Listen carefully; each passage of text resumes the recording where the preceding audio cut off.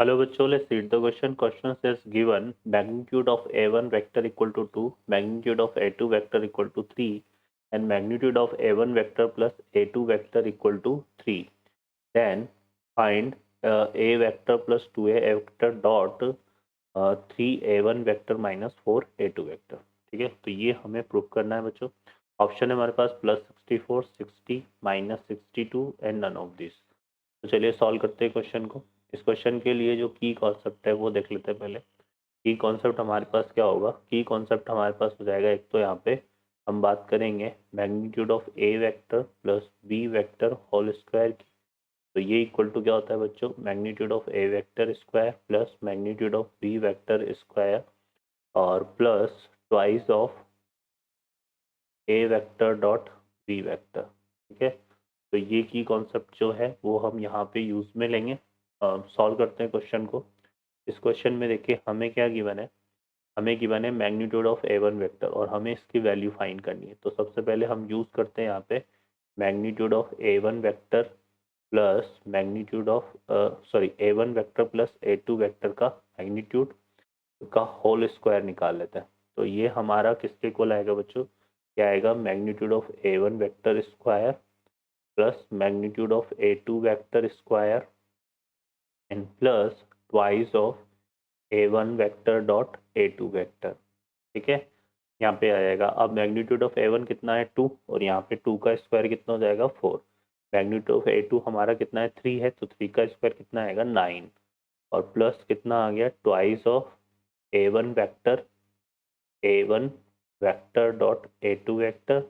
और magnitude of A one vector plus A two vector 3 है, तो 3 का स्क्वायर भी कितना हो गया? 9. तो ये हमारा आ जाएगा. तो यहाँ से अगर हम देखें तो 9 से 9 कैंसिल हो गया. तो twice of A one vector dot A two vector, ये हमारा इक्वल टू कितना हो गया बच्चों? -4 के इक्वल. ठीक है, अब हमें फाइंड क्या करना है यहाँ पे? हमें फाइंड करना है A one vector plus twice of A two vector dot 3a1 vector dot 3a1 vector -4a2 vector. ठीक है, ये हमें निकालना है.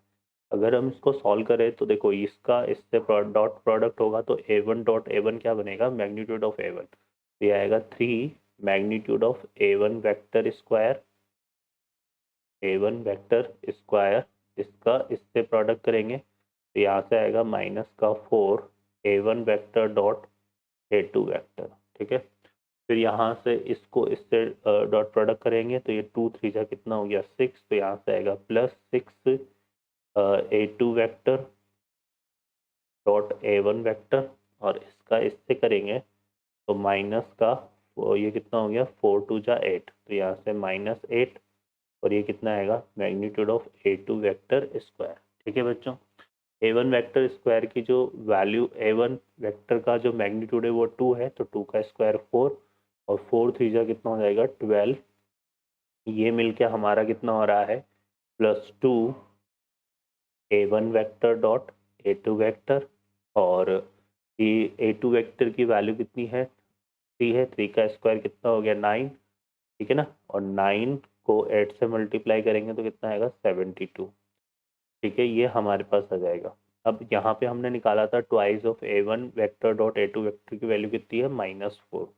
तो ये हो जाएगा हमारा 12 -4 -72. ठीक है, तो ये कितना हो गया बच्चों? यहाँ से -66 और 12 करेंगे तो ये आएगा कितना? -64.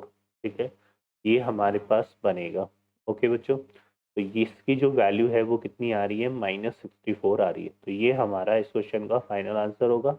इसको अगर हम ऑप्शन में देखें तो यहाँ पर इसको अगर हम ऑप्शन में देखें तो यहाँ पे जो है बच्चों हमारे पास देखिए 64 है, +64 है, 60 है, -62 है. तो -64 नहीं है, तो correct answer will be the none of this. Okay बच्चों, I hope you understand well. Best of luck. Thank you.